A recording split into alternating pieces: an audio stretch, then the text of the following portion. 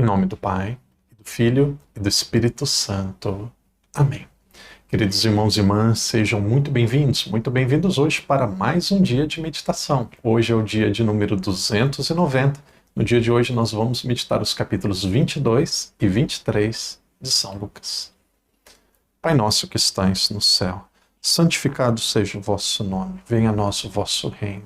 Seja feita a vossa vontade, assim na terra como no céu. O pão nosso de cada dia nos dai hoje. Perdoai-nos as nossas ofensas, assim como nós perdoamos a quem nos tem ofendido. E não nos deixeis cair em tentação, mas livrai-nos do mal. Amém. Ave Maria, cheia de graça, o Senhor é convosco. Bendita sois vós entre as mulheres, e bendito é o fruto do vosso ventre, Jesus. Santa Maria, Mãe de Deus, rogai por nós, pecadores, agora e na hora de nossa morte. Amém. Glória ao Pai, ao Filho e ao Espírito Santo, como era no princípio, agora e sempre. Amém. Irmãos e irmãs, sejam muito bem-vindos aqueles que nos acompanham desde o início do ano, desde o dia 1º de janeiro, hoje é o dia de número 290. Muitos possivelmente estão perguntando assim, Padre, quando que nós vamos estudar São Mateus? Então nós vamos estudar São Mateus, o Padre vai explicar. Depois, no último dia, o Padre vai explicar amanhã, no último dia do Evangelho de São Lucas, e depois de amanhã nós vamos ter São Mateus em apenas um dia, o Padre vai explicar novamente. Por quê? Porque nós já meditamos São Mateus no Antigo Testamento. O Evangelho de São Mateus mostra que Jesus é um novo Moisés, que Jesus é maior do que Moisés. Então nós temos todo o Pentateuco, que mostra a história do povo hebreu, depois mostra a figura de Moisés, e aí o Evangelho de São Mateus vai mostrar o quê? O Evangelho de São Mateus vai mostrar que Jesus, ele fez tudo aquilo que aconteceu nos momentos mais importantes, ele passou tudo aquilo que aconteceu nos momentos mais importantes dos hebreus, mas ele faz algo muito maior. Então, aguarde o Evangelho de São Mateus, muito em breve, para quem está nos acompanhando desde o início do ano, já deve ter lido, quem não leu ainda, aguarde maiores informações em breve. Irmãos e irmãs, hoje é importantíssimo, hoje é um dia muito importante porque nós estamos nos últimos dias, nós estamos na morte de Jesus, no sofrimento, julgamento, morte, e vamos tratar um pouco também sobre a ressurreição. Então são dois capítulos, o 22 e o 23. Todos os evangelistas, 4 falam sobre a morte de Jesus, também sobre a ressurreição, mas eles apresentam aspectos diferentes. E no dia de hoje nós vamos ver aquilo que foi visto, aquilo que foi compreendido por São Lucas. São Lucas que era médico. Por ser médico, ele pega alguns detalhes, tem alguns aspectos muito específicos que aparecem só no Evangelho de São Lucas. Então é isso que nós vamos ver no dia de hoje. O capítulo 22, ele começa dizendo que houve um complô para matar Jesus. E aí quem que foi aquele que deu o primeiro passo para Jesus, ele ser entregue e ser morto? Os judeus já haviam combinado entre eles que era preciso tirar a vida de Jesus. Mas aqui aparece uma figura, aparece Judas. O texto diz assim, versículo 3. Entretanto Satanás entrou em Judas, chamado Iscariotes, um dos 12. A última vez que havia aparecido Satanás no Evangelho de São Lucas tinha sido no capítulo 4, no versículo 14, quando o demônio, Satanás, tentou Jesus no deserto. Depois, no capítulo 4, versículo 14, diz assim, o Espírito conduziu Jesus para a Galiléia. O diabo, Satanás, se afastou e voltaria no momento oportuno. Quando foi o momento oportuno? Podemos dizer que foi na cruz, mas o momento oportuno, historicamente, no Evangelho de São Lucas, o momento oportuno que o diabo voltou, não foi para tentar Jesus. O momento oportuno que o diabo voltou foi para tentar. Quando eu era criança, a gente tacava pedra nele, botava fogo, arrancava a cabeça. E aí teve um grande santo da igreja que por muito tempo as pessoas não rezavam por ele ou não pediam a intercessão dele por ter esse nome. Então, foi Judas Iscariotes. Os 12 tiveram a mesma formação. Os 12 viram os mesmos milagres. Os 12 receberam o mesmo carinho, a mesma atenção. Agora um vai por um caminho e outros vão por outro. Aqui é um mistério que muitas vezes acontece até dentro das nossas próprias casas. Então, Satanás iria voltar no tempo oportuno. No tempo oportuno ele voltou, e voltou em quem? Voltou no coração de Judas. Alguns vão dizer assim: padre, o destino de Judas já estava escrito desde toda a eternidade. Judas, ele tinha liberdade. Irmãos e irmãs, aqui nós precisamos diferenciar, e o padre, quero explicar em poucas palavras. Irmãos e irmãs, Judas, ele traiu Jesus.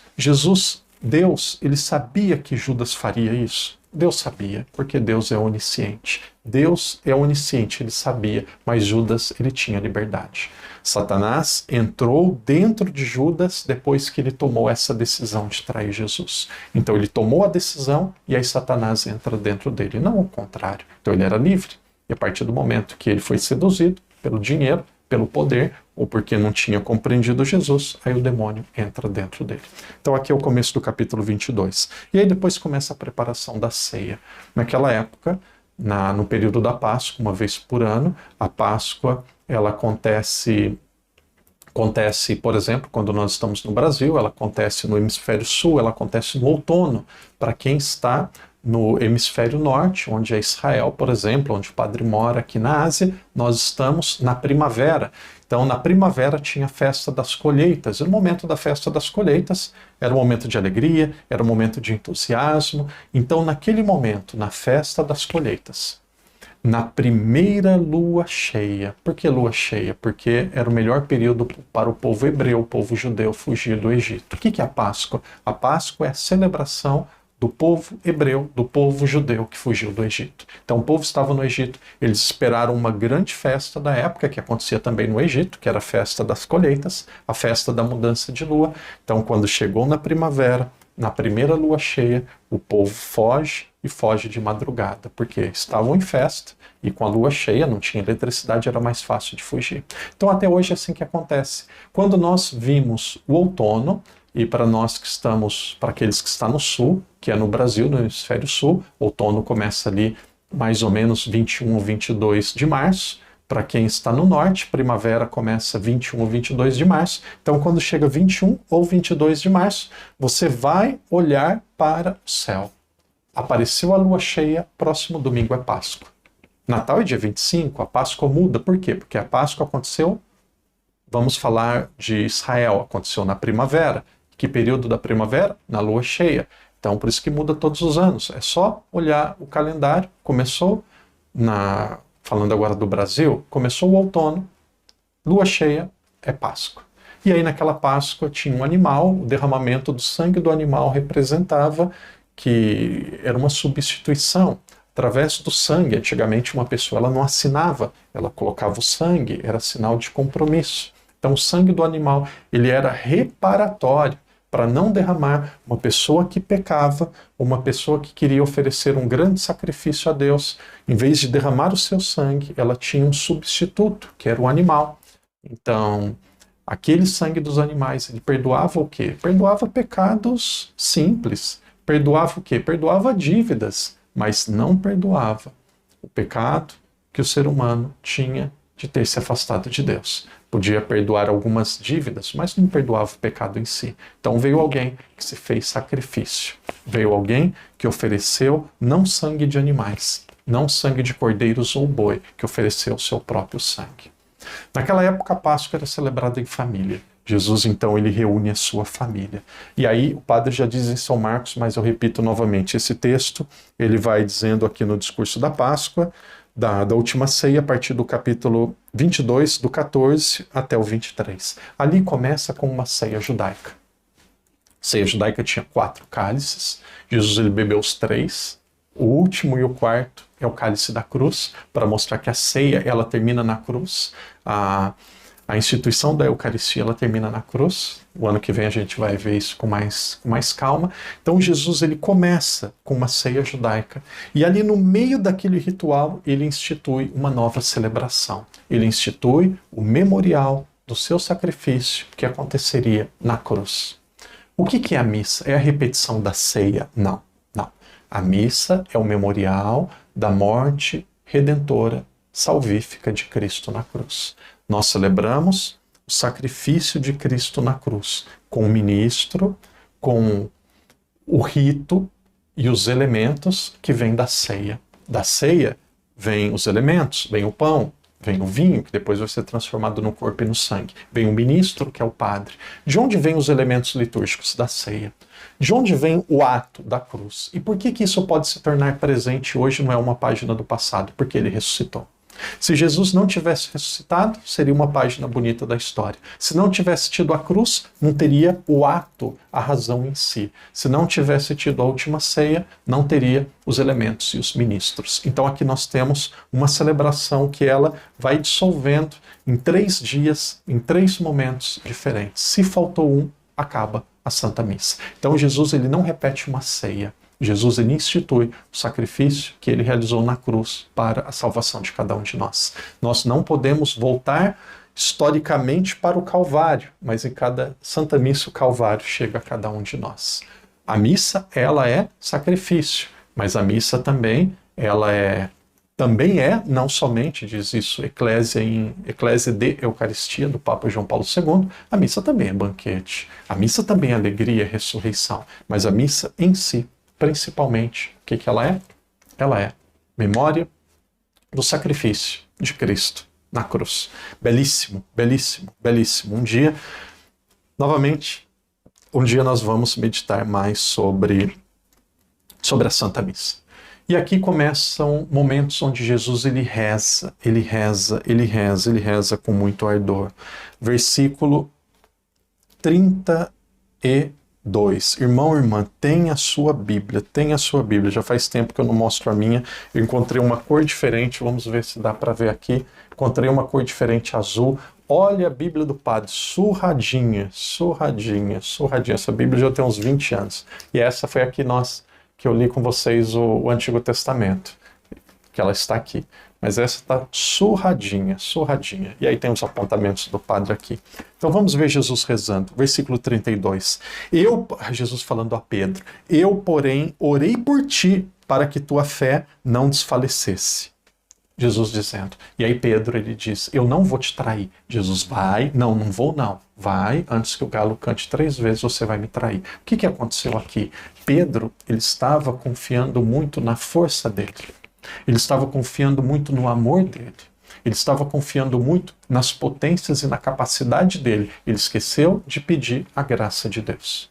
Nós temos a nossa força, o nosso desejo, mas sem a graça de Deus, ele é muito falho, ele é muito frágil, ele é muito instável. Pedro deveria ter dito, eu não quero lhe trair e com a graça de Deus, reze por mim para que eu permaneça fiel. Então a nossa fidelidade não é só um esforço humano. Com apenas o esforço humano nós caímos. Vemos o exemplo de Pedro, que passava noites pescando e teve coragem de deixar tudo para seguir Jesus. Capítulo 5, belíssima pesca milagrosa. Por que ele traiu? Ele traiu porque ele contou apenas com a força dele, o que é o começo do caminho. E aí depois vem a graça de Deus. Então você conta com a sua força e com a graça de Deus. Não só com a graça, porque Deus não quer criar malandro, Deus não quer criar preguiçoso, mas também não conte só com a sua força, porque senão vai cair e errar igual São Pedro. Pedro reza. Jesus reza por Pedro, versículo 32. Agora nós vamos adiante, versículo 39. Que lindo.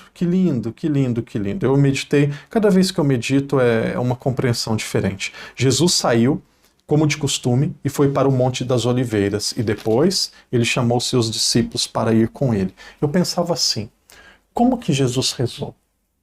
Deitado? Em pé?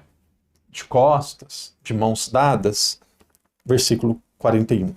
Então, afastou-se dali à distância de um arremesso de pedra e de joelhos começou a orar.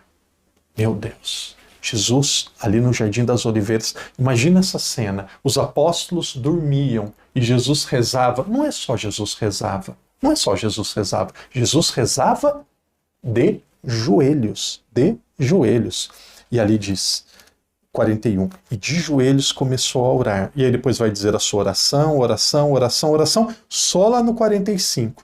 Levantou-se da oração. Levantou-se do quê? De joelhos. Ele estava de joelhos. Levantou-se da oração e foi junto dos seus discípulos e encontrou-os dormindo.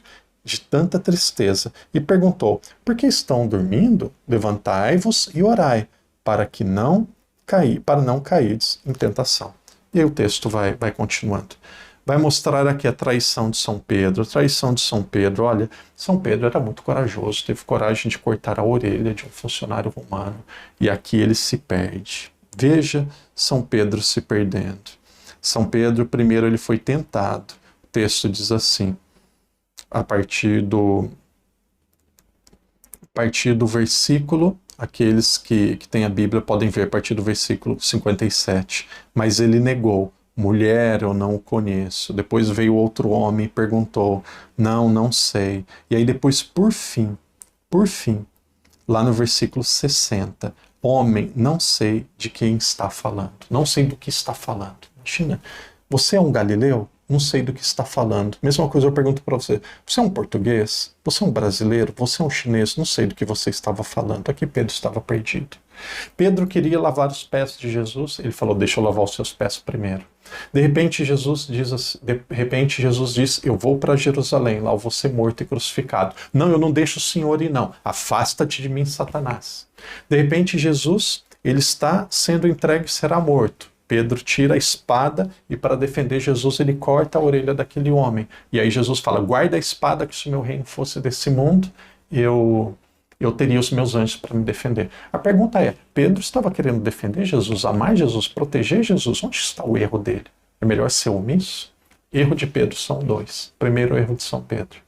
Pedro, ele queria um Deus que escapasse da cruz. Ele queria um Deus que tivesse a força e o poder humano. Mas Jesus, na cruz, ele mostra o maior de todos os poderes, que é o poder do amor sem limite. Então ele queria um Jesus poderoso, guerreiro, queria um Jesus de soluções materiais, e Jesus é um Messias diferente. Segunda, e talvez mais importante, razão. Primeiro passo no relacionamento com Deus não é amar a Deus, não é servir a Deus, é se deixar amar por Ele. Jesus silenciosamente gritava dentro dele mesmo: Pedro, deixa eu te amar, Pedro. Pedro, deixa eu te amar. Você vai ter o resto da sua vida para me amar. Você vai até lá para Roma e vai ser crucificado de ponta cabeça. Depois vão construir o Vaticano para você, lá em cima do seu túmulo. O altar do Vaticano vai ser lá em cima do seu túmulo. Jesus já sabia de tudo isso. Jesus era católico. Esses dias, que triste. Eu ouvi um irmão do sacerdócio, um sacerdote, dizendo que a Igreja Católica surgiu depois de Constantino. Que vergonha, que desserviço, que pena. Somos atacados dentro e fora. Que pena, que desserviço. Jesus era católico. A Igreja Católica foi fundada por Jesus. E ele disse: as portas do inferno não prevalecerão contra a minha igreja. A igreja teve 267 papas. A igreja vem de Cristo. Quando você vê hereges pregando, e eu também, a gente reza. E Jesus, ele disse: o joio e o trigo vão crescer juntos, a gente tem que rezar. E aí Jesus, ele diz de forma muito clara, ele diz de forma muito clara: Pedro, eu quero te amar, deixe eu amá-lo. Então, queridos irmãos e irmãs, aqui está uma grande lição. Que maravilha, a vontade do Padre é meditar, é partilhar, é falar, mas tem ainda um momento que eu gostaria de parar um pouco mais com vocês. Quando nós olhamos aqui para esses últimos momentos da vida de Jesus, nós encontramos aqui 3 pontos que eu acho que merecem a nossa atenção. O primeiro ponto é Jesus humilhado. Aqui vai começar depois da traição de Pedro. Jesus humilhado, chicoteado, esbofetado, ironizado. Jesus é humilhado. Depois Jesus é tentado. Se você é o Filho de Deus, desce dessa cruz. Você salvou os outros, não salva você mesmo? E se Jesus tivesse descido da cruz? Se ele tivesse caído na tentação? Ele mostraria todo o seu poder. Ele mostraria o seu poder. Ele mostraria que Deus, ele é capaz de fazer coisas enormes. Ele mostraria que Deus é capaz de resolver problemas humanos, capaz de solucionar coisas aqui na Terra. Se ele tivesse descido da cruz, ele seria admirado. Mas ele não mostraria o ser humano qual é o verdadeiro amor e qual é a verdadeira lógica de Deus. Qual que é a lógica de Deus? Deus, ele é tão solidário a cada um de nós. Ele nos ama de uma forma tão profunda. de uma forma tão radical, de uma forma tão inconsequente que ele é capaz de dar a sua própria vida. O amor de Cristo na cruz, deixando-se crucificar e não caindo na tentação de fugir da cruz, mesmo sendo tentado, mostra a cada um de nós a verdadeira imagem de Deus, que sofre a morte por amor ao ser humano. Jesus ele foi humilhado, Jesus ele foi tentado. E como que ele respondeu? Aqui é lindo. Como que ele respondeu? Evangelizando. Padre, como assim ele respondeu evangelizando? E nós já vamos aí, se vocês têm a Bíblia, vocês vão procurar na Bíblia de vocês, se o padre vai dizer como que Jesus ele respondeu evangelizando. Procure o Evangelho de São Lucas, capítulo 23, versículo de 39 a 43. Capítulo 23, de 39 a 43. Daqui a pouco o padre vai chegar nesse texto. Esse daqui é Jesus evangelizando. Jesus, ele é humilhado, Jesus, ele é tentado. O que significa a tentação de Jesus? É para mostrar para a igreja que Jesus, o fundador, o mestre, sofreu. A igreja também iria sofrer. A igreja também seria perseguida. A igreja também deveria compreender que ela veio para servir e não para ser servida. Ela veio para pregar a verdade e não para buscar comodidade, conforto e aplausos humanos. Aquilo era uma profecia e uma formação para aqueles que iriam continuar a missão iniciada por nosso Senhor. Jesus morre na cruz e foge à tentação de fugir da cruz para mostrar a cada um de nós que devemos também fugir da tentação de procurar um cristianismo fácil e cômodo. Jesus ele faz algumas promessas na vida dele. E se nós quisermos seguir a Cristo, tem 3 promessas que ele nos faz. Primeira promessa, quem quiser me seguir, vai ter cruz. Carrega a sua cruz e me segue. 3 promessas de Jesus. Primeira, cruz. Segunda, ele não vai nos deixar. Estarei convosco até o fim dos tempos. Depois a terceira, ele nos promete a vida eterna. Aqueles que perseverarem até o fim serão salvos. Quem quiser seguir a Cristo. Cruz, a companhia dele e depois a vida eterna. Irmãos e irmãs, finalzinho aqui do Evangelho, como o padre havia prometido, nós vemos aqui no capítulo 23, versículo 39. Versículo 39 seguintes dizem assim. Ali tinha um malfeitor, vamos para o 40, mas o outro o repreendeu. Nem sequer temes a Deus, tu que sofres a mesma coisa? Para nós é justo sofrermos, pois estamos recebendo o que merecemos, mas ele não fez nada de mal. E acrescentou, o bom ladrão, Jesus, lembra-te de mim quando começares a reinar. Ele respondeu, em verdade te digo, hoje estarás comigo no paraíso. Ele não chamou Jesus de Senhor, não chamou Jesus de filho de Davi, não chamou Jesus de mestre, ele chamou Jesus de Jesus. Jesus, tenha compaixão de mim. Aqui nós tínhamos um bandido, um homem de uma reputação errada, um homem que seguramente fez muitas coisas erradas na vida. O testemunho, a maneira de Jesus sofrer, a serenidade, a segurança e a entrega de Jesus converteu aquele homem. E ali surge uma amizade que depois iria continuar no céu. Primeiro mártir da igreja, Estevão, que depois foi apedrejado. Esse homem não foi mártir porque ele não deu a vida por causa de Cristo, ele seria morto. Mas aqui nós temos a primeira conversão depois da celebração da última ceia. Aqui nós temos o maior fruto do Calvário. A morte de Cristo converte aquele homem que estava do lado dele. Por quê? Porque Cristo, ele ama e persevera até o fim. Aquele homem, ele ficou profundamente tocado pela maneira de Jesus se comportar. A maneira de Jesus se comportar com paciência, vamos ver amanhã no capítulo 24 dos discípulos de Emaús. A maneira de Jesus se comportar muda o tecido, muda a lógica, muda o comportamento da sociedade. Jesus ele poderia pagar com agressão. Jesus ele foi humilhado, ele foi tentado. E ele fez o quê? Ele evangelizou. Irmãos e irmãs, textos aqui lindíssimos, cheios de sabedoria, a última ceia, temos muita coisa aqui para meditar e para aprender. Amanhã nós vamos continuar com a graça de Deus. Amanhã nós vamos chegar no último dia do Evangelho de São Lucas. Então pega a sua Bíblia e amanhã nós vamos focar de maneira especial nos discípulos de Emaús. Lei e medite. Tente encontrar ali como que Jesus ele foi agindo na vida daqueles 2 discípulos. E veja também se vocês conseguem encontrar a missa neste texto. Em nome do Pai, do Filho e do Espírito Santo. Amém.